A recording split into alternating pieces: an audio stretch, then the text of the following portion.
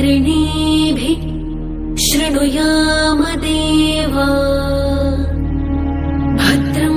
पश्येमाक्षभिर्यजत्राः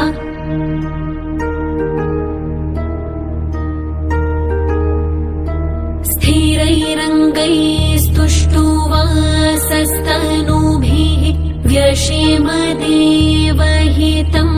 यदायुः ॐ स्वस्ति न इन्द्रो वृद्धश्रवाः स्वस्ति न पूषा विश्ववेदाः स्वस्ति नस्तार्क्ष्यो अरिष्टनेमि स्वस्ति नो बृहस्पतिर्दधातु ॐ शान्ति शान्ति शान्तिः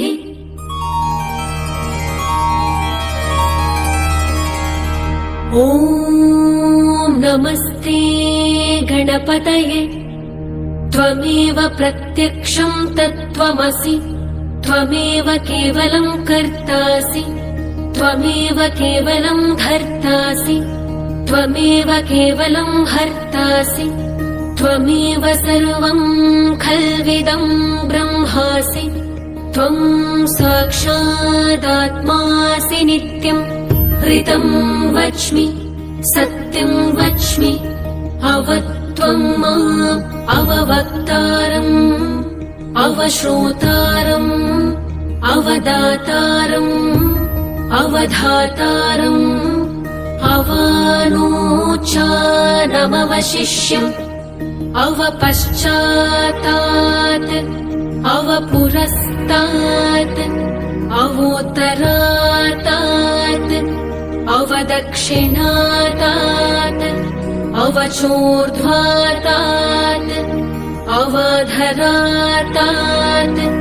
सर्वतो मां पाहि पाहि समन्तात् त्वं वाङ्मयस्त्वं चिन्मय त्वं आनन्दमयस्त्वं ब्रह्ममय त्वं सच्चिदानन्दाद्वितीयोऽसि त्वं प्रत्यक्षं ब्रह्मासि त्वं ज्ञानमयो विज्ञानमयोऽसि सर्वं जगदिदं त्वत्तो जायते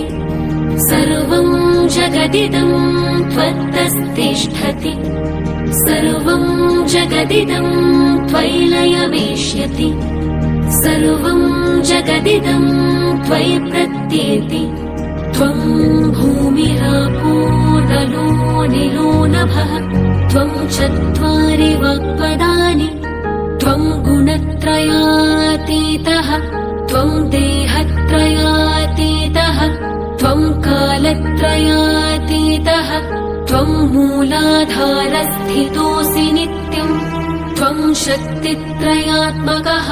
त्वां योगिनो